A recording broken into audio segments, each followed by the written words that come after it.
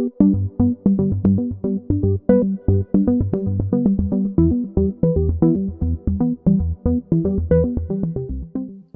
everybody.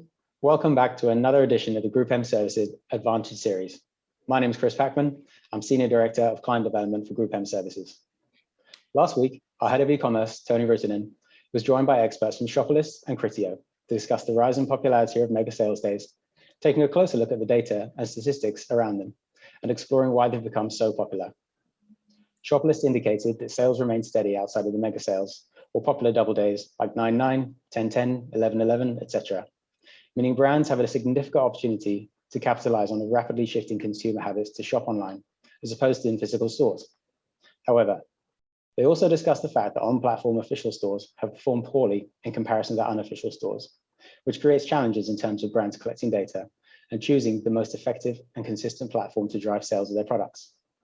Another interesting outtake is that consumers are becoming a lot more price sensitive as they grow more accustomed to seeing discounted pricing during mega sales events. This is creating a need for brands to adapt and show more regular fluctuations in price to retain customer loyalty and remain competitive to balance both on and off platform sales levels, whilst also retaining value in their brands.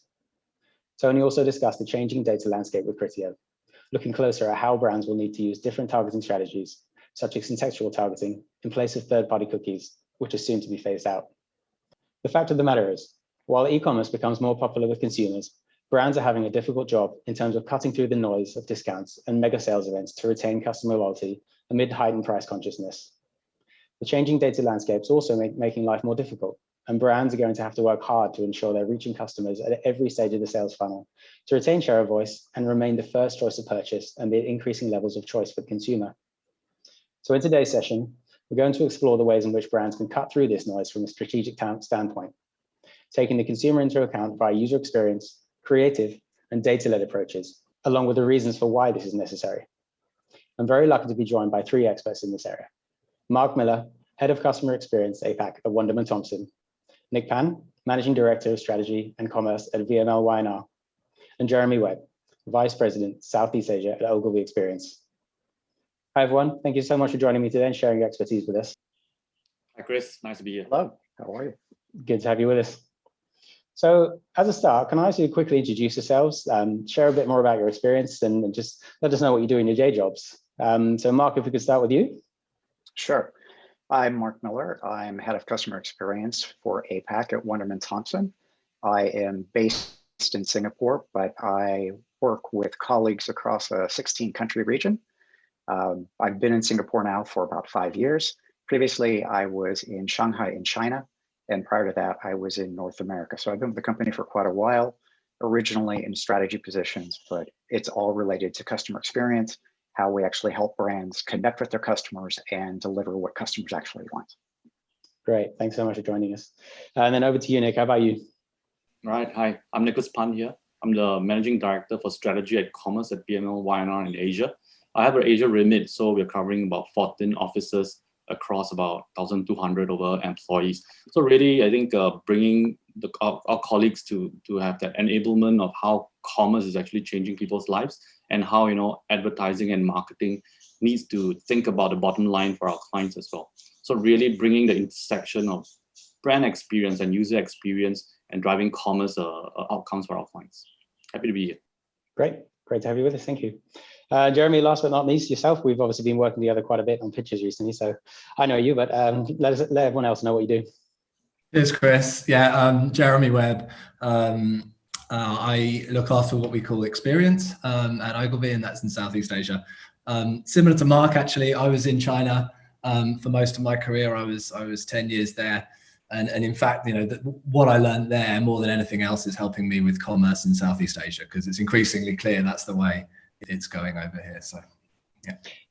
Yeah, Tony will attest to that. I mean, he's probably the busiest man in the business at the moment, but definitely got the right expertise on the call today. So again, thank you for joining us. I guess we should dive straight in. I've talked a lot so far about mega sales days, and obviously commerce has evolved a great deal since I suppose COVID came into play, and everyone's really had to ramp up very, very quickly. So if we just look into the changes in this landscape, and then the evolution of e-commerce, and then this proliferation of mega sales days being the talk of the town, Taking that into account, how are these changes to this landscape affecting the output of your client interactions and requests from the clients as well?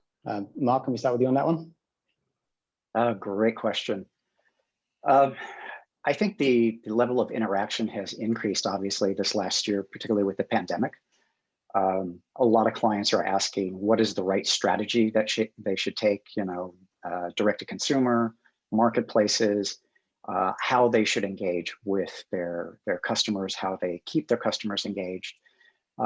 I think definitely what's happened is a lot of brands, particularly brick and mortar brands, who may have had a weak online presence around e-commerce, definitely started stepping up their game. Those who actually were already in the game are looking at how do they anticipate future potential issues. And I think everybody has experienced supply chain problems. And so they're also looking at what are the issues in the territories that they can address around e-commerce to ensure that they can engage with their customers and through the right channels. And so I think there's also a big factor around what types of engagement. So you've brought up like the mega sales and everything. So how do they engage with those sales? What does their brand look like when they're engaging through those versus what do they do through their own channels and how do they connect them all together? Great. I think you touched on a really good point there in terms of that interaction with the obviously the customers and on the supply chain, because we'll touch on this a bit later. There's nothing more disappointing than not receiving your goods or receiving the wrong goods as well. So when that goes wrong, it can go badly wrong, and people tend to remember that more than the good times. Nick, how about from your point of view? I think clients are, when you think about e-commerce, especially now here in Southeast Asia, right? It's a lot of conversation around marketplace strategy. We have the likes of Lazada, Shopee really going out loud in the market. And specifically in some markets, Tiki in Vietnam, Tokopedia in Indonesia and things like that. Clients are feeling a bit of FOMO, right? All their competitors are somewhere on marketplaces doing something. So they feel that they need to be there. I mean, certain brands, when how they conduct themselves, how they present themselves, but when they come to marketplace, because it's kind of a new area for them, they behave slightly differently from their brand. Because when we talk about mega sales, right, most brands, I would say most, not all, most brands are still doing great discounts, right? 25% store-wide, 75% store-wide, buy one, get one free, that kind of stuff. So everybody's joining this mega sale. But what has happened is that it's becoming more and more like a flea market, a bazaar of sorts for brands. And I think that's not really brand building, not building the brand equity in the right way. And honestly speaking, I think commerce experience, at the end of the day, it's still a brand experience. So I think when we are engaging with clients, we try to talk to them about not just, trying to have a knee-jerk reaction and getting onto marketplaces with what they think their competitors are doing, but really thinking about how this move and these strategies are going to build their brand equity on the long run as well. Yeah, some really good points there. And I think there's also the fact that there's so much choice. I mean, you can search for a charger for your iPhone on Amazon or any of these platforms really, and there's one of 30,000 results. So that flea market you're talking about is definitely there. Sorry, Jeremy, I jumped in then. No, not at all. I think it's really encouraging. I mean, I have a similar point of view. Both Mark and Nicholas mentioned brand. I think that's very much where we come at it at Ogilvy. We say the marketplaces and the opportunity there is one of sales overnight, brand over time. That's how we look at it, and that's really a function of the platforms themselves and the landscape itself. And I mentioned China earlier on. It's clear the platforms are going more the way of China, certainly in Southeast Asia, than the way of Amazon. The Amazon strategy is to get you to the checkout as quick as possible, no messing around, no friction. Because that's the way they do it. Obviously, the platforms in Southeast Asia, just like the China ones, are monetizing through advertising. And when you do that, you want people to hang out on the platform for as long as possible, to come back as regularly as possible, even though you're not buying then and there. And there's a corresponding opportunity, of course, for brands to create experiences that do exactly what I said: sales overnight, brand over time. And that's the opportunity we're saying that's sort of shaping a lot more of the conversations we're having with clients. I often think about, a typical store conversion rate is, 5%, 10%, something like that, and that would be pretty good. Which means that, if 10 people come to your store, only one of them will buy. What about the other 9 people? Are you leaving them with something that makes them more likely to buy at a later date? or in a totally different channel, right? So that's why that brand experience is so important, and building something a bit more longer term. That's how we look at it. Usually. Yeah, that's a really good point, actually, in terms of, of the why, why you should be spending so much time to build that brand affinity, and I suppose build the relationship with the brand so that you do have those other 9 users or 9 people, we should say, who can then obviously interact with it. And if it is on platform, if it's with the many experiences there are, or if it happens to be off platform as well, there's obviously multiple touch points. Which I think brings us nicely onto the next point. And a lot of our clients, obviously, going back to what you just said, Jeremy, looking at sales overnight and brand over time, that sales overnight part is around obviously performance and the KPIs that go with that. So given the fact that, it's, to use your term, Nick, it's much like a flea market. There's a lot of noise. Mega sales have created a lot of noise. I'm actually going to use that one, I think, moving forwards forever now. How can a strategy which marries brand, creative, and data cut through this noise and drive performance across e-commerce? And Jeremy, you've touched on a few good points, so perhaps we can start with yourself. And I'd follow that question up as well with which elements would you define are most important, or actually is it all of it mixed together? I think there's lots of ways to answer the question. I think one important thing to note is getting KPIs right. I think that's what a lot of brands are struggling with, or starting to get right now, perhaps. But if you got people saying that it's about the longer term value, but you're KPI'd on that immediate sale and what you shift on that particular mega sales day, then you're kind of there's a problem there, and a lot of brands are still seeing it like that. So getting the KPIs right is really important. I'd say that's probably your basis on the client side when you're setting out your strategy.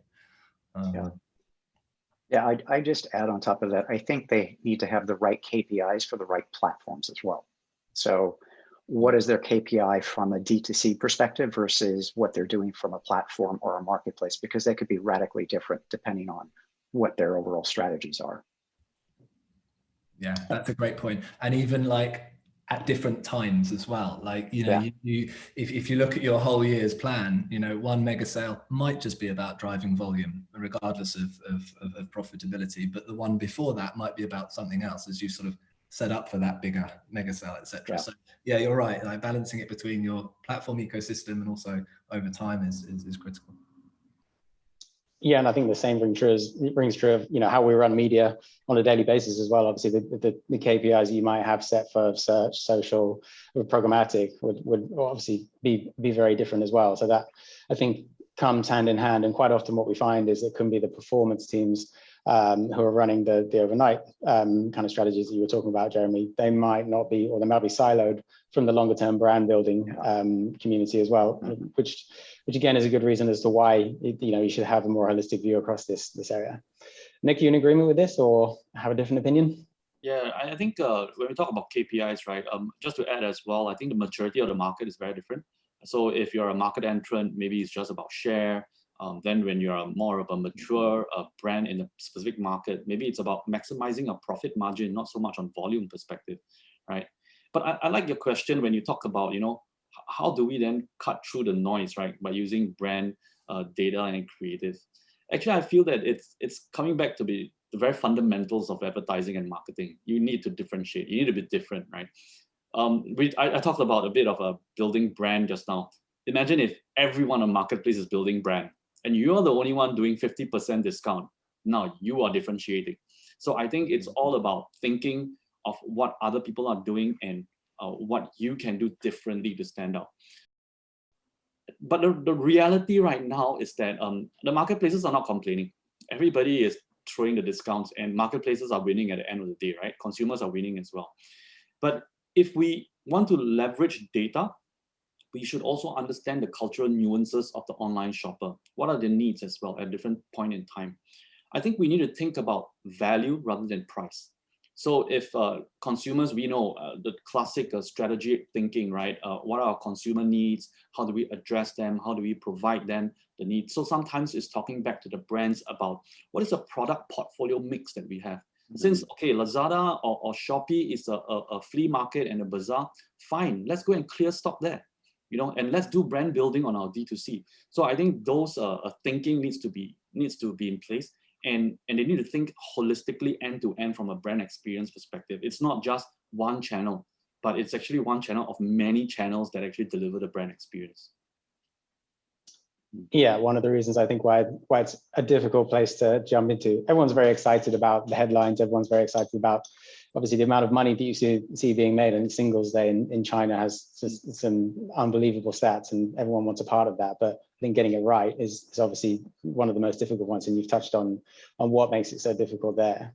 Yeah, I mean, and Mark will know this obviously from China, of course, but like, you know, those mega sales in the past, however long it's been in China, are hugely disruptive and damaging to brands and their business. Like, yeah, you know, in terms of logistics, inventory, etc., it's really tough. Like, not to mention like you could say the brand equity that's destroyed by the fact that you have to be so brutal in terms of your price cuts, etc. Like, and I think to Mark's point earlier about, and Nick mentioned it as well, but you know, your other platforms as well, thinking about it holistically, like, and yeah, oftentimes your marketplace might be a place to just clear out inventory, etc. And so that's a good point.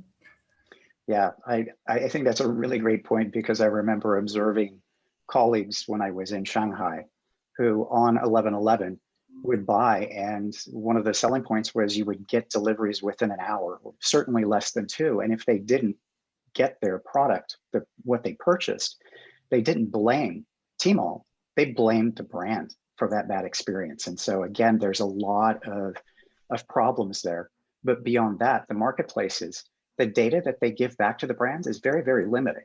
And so there's that factor too. So what are they actually learning about their customers? So they might get the revenue, but are they actually building a relationship with their customers? That's really more at the marketplace level. And I'm just touching on a point you've mentioned, Jeremy, in terms of the mega sales days being damaging to brands. I think that's really, really interesting as a point, because in China there's a couple of them. The Singles Day is the major one. It seems in Southeast Asia we've got 1, 1, 2, 2, 3, 3, 4, 4. It seems like they're fashionable now, and it's each of the platforms dictates when they want them to be, as long as it's a double day. Is there a danger to brands if they're missing out on these? If they decide to say, actually, no, I'm not going to take part in these anymore. I feel like I'm investing enough in my own brand equity, so I don't have to be part of this. Do you think there's a danger there that they'll lose an overall brand loyalty or equity with users, or do you think that actually there's an opportunity there to branch out and stop that damage, I suppose, that you discussed? I think it's a fine line, and it would be naive of us to say, you know, you shut the door to huge volume, right? That's crazy. Like, a way to build a brand is to get the brand in the hands of as many people as possible. Like, don't get me wrong, certainly, like, we would be naive to sort of say you avoid marketplaces and you avoid those sales. You have to play the game. And I think increasingly in China, and I'd be keen to know what everyone else thinks, but increasingly in Southeast Asia, certainly, like, you'll be expected to take part in those sales. It's not really an option. Like, you know, if you want to get your relationship right with the platforms, you have to take part in them. Certainly that was always the case on Tmall in China. You can't really not play play their game. Yeah, so you have to be involved, basically. So it's almost like they're a slave to the platform in that respect. Actually, this is not a new phenomenon, because if you think back, right, when brands have or don't have a website, like 20, 30 years ago, if you don't have a website, how detrimental is it to your brand? Maybe not so much, but as the years evolve, things change. Then when we talk about maybe 10 years ago, if you don't have a presence on social media, it's a thing, right? But now it's if you don't have a presence on marketplace. And I think for marketplace, a little bit more severe is because if your consumers, your customers are actually buying from your competition, basically you're losing out, because they are not going to, they have met the need. They don't need to buy your products anymore. So I think it's quite an impact. So I think there should be some level of strategy for brands. Nick, actually, I suppose in terms of the strategy for those brands, or those brands that don't have their own stores, you mentioned earlier about, actually, Mark, you mentioned earlier about data. and sometimes the online stores not passing back that much data. So in the case of a brand where they don't have their own store or they don't have their own platform, obviously they're in danger of having less data, and we've discussed this with Salesforce in previous episodes. So they're going to rely more heavily on obviously those retail platforms. In this respect, and from, I suppose, from a creative angle, what role do you think creative plays to make up for this and the way in which these brands can converse with prospective customers and win over the competition there? Yeah, I think when customers have a need, right, it doesn't really matter where they're going to get the products from. And I think creative plays a huge role. We need to capture a client's attention at the end of the day, the consumer's attention, and really keep top of mind, right? But honestly, when we talk about brands not having their own online presence, they don't have any first-party data, right?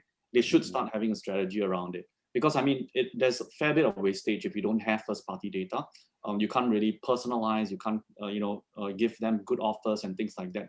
And you're doing a bit of a wastage, like a spray and pray thing by having a lot of very top of funnel kind of effect.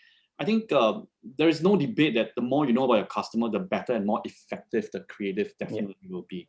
But when you talk about D2C platforms, right, or maybe even CRM programs, honestly speaking, they are not that expensive if you think about it. If you say let's marry a Shopify and a MailChimp together, even small businesses can afford. So I think the key is to have a value proposition for the consumer to actually give you some data.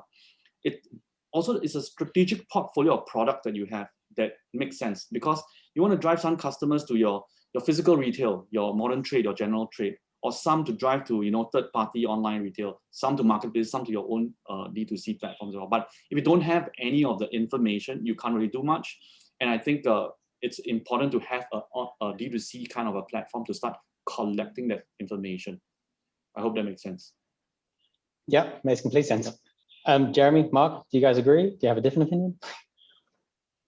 Absolutely agree. I think also brands need to think about how they're actually engaging and what type of things. And I think, Nick, you mentioned it earlier where, clearing out discounted merchandise through the mega sales, but maybe premium is still through D2C. And I think even those brands that are on the marketplaces, they can still offer some sort of engagement to customers by saying, you come to our site and we'll give you some sort of value add, a product, service offering, or something, whatever that might be. But I think also looking at creative, it's got to be consistent across every single touch point. And I think that gets really, really hard when brands are in marketplaces because they're competing with the marketplace brand as well as all of the other brands.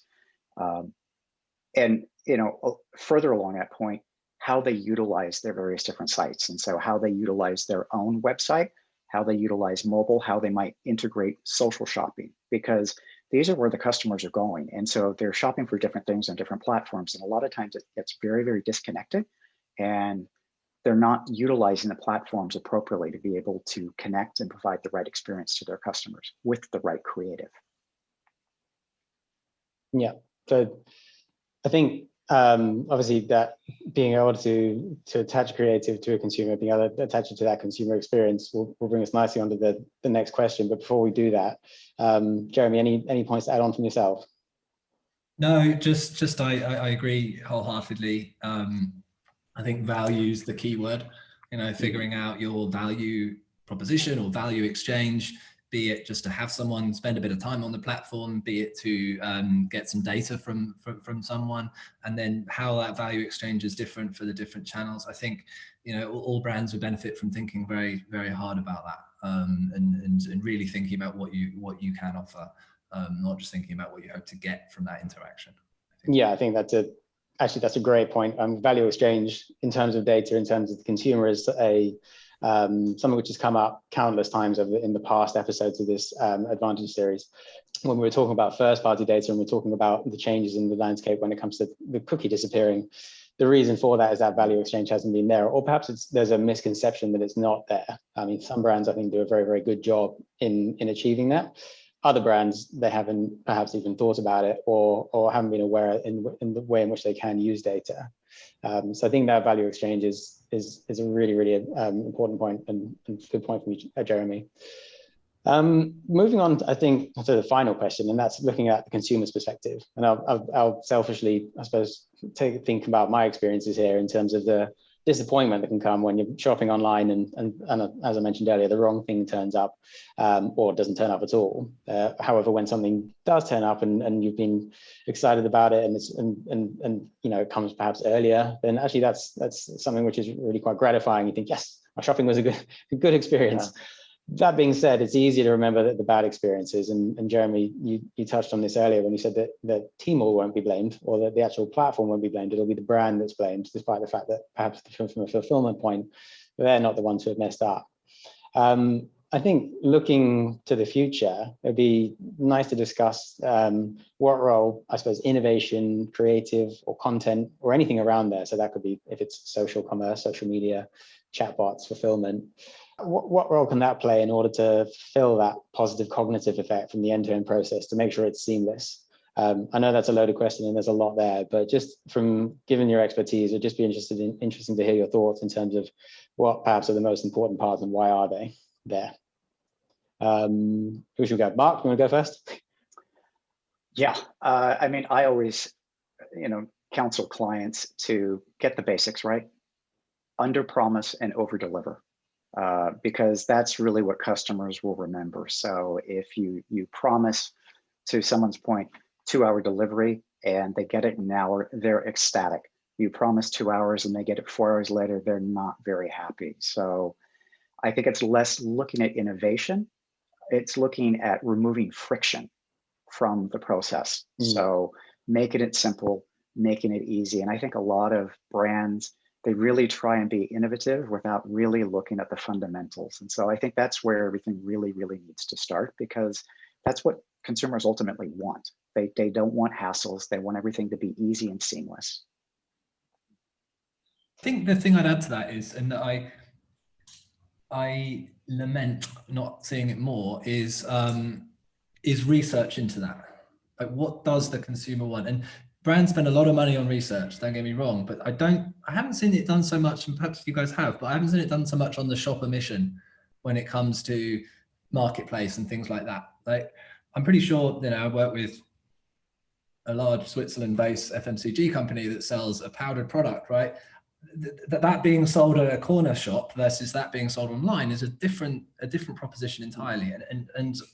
And I think brands really need to spend a bit more time understanding what those shopper missions are, and then to those list of things you can do innovatively, then sort of match that to what that shopper mission is.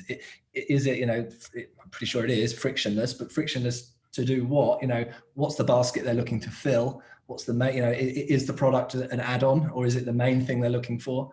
All kinds of questions like that. And I believe brands would do well to really research that shopper mission in this new landscape. Which I'd love to see more of, and I'd love to work with more clients on that, actually. Yeah, great points. Nick, finally to you. I think when we talk about having a seamless commerce experience, right? Not to forget, right? A lot of brands are distributing their products through retailers, right? So the retailers are the one doing the fulfillment. So honestly, a lot of brands don't have first-hand experience in delivering a superior end-to-end commerce experience. That's true, right? And brands are now engaging like e-commerce enablers, third-party logistic partners and things like that. Or they are even starting to build their own e-commerce teams. So I think it just takes a bit of time for them to chalk up that experience to be able to say, where are we not doing well? How can we improve and things like that? And it requires investment in time and resources, best practice, and focus on things that really matters to consumers. I mean, I'm going to buy a $4 iPhone charger, right? What kind of after sales am I expecting, right? Versus if I'm going to buy from the Apple official store, it's a different thing altogether. Yeah, so that's a good point. Yeah. What concerns our clients have? Let's double down on that, invest time and experience on that. And we need to remember that to treat people like people. They are not users, they are not a user ID, they are not a cookie. We all are customers primarily as well. So I think we have all our fair share of good and bad experiences. For some strange reason, I think when marketers and brand managers get into their job, they put on their marketer's hat, things suddenly change. We are no longer consumers for some reason. So I think we need to go back to basics and think about that human element to it. Yeah, that's a great point, and I'm very guilty of, talking about maids and I mean mobile advertising IDs and user IDs, etc., and not actually then talking about people. And I remember when programmatic was coming about, all of a sudden we started talking about people, not pages, because beforehand everyone was buying just vast amounts of inventory they didn't know what it was, and yet for some reason we're still here at user IDs and maids, etc. But I think you've always great points, and from what I'm hearing is very much about actually taking time. You can get very excited about massive sales volumes, but if you haven't taken the time to understand the consumer, understand that journey, understand really what that value exchange is, as you said, Jeremy, and from Mark, from your point of view, obviously the fulfillment which is expected or even required, making sure that you're able to meet all those needs. That is the reason why someone should be taking more time to do that and understand the consumer perspective and the landscape as well, whether it's on off platform or on platform, and the nuances and KPIs around those. I'll cheekily put in one final question, and this is one I quite like to do, and that's just really predicting the future. Obviously, we've seen so much change in the last few years, and we have predictions for the next few years in terms of the trillions of dollars that will be going via e-commerce. But if each of you have one prediction for the future about e-commerce, and I suppose where brands might be looking at this in the future, what would they be? I'm not going to put anyone on the spot here. I'll just let someone go. What I like to do is I work in Southeast Asia now, and I like to sort of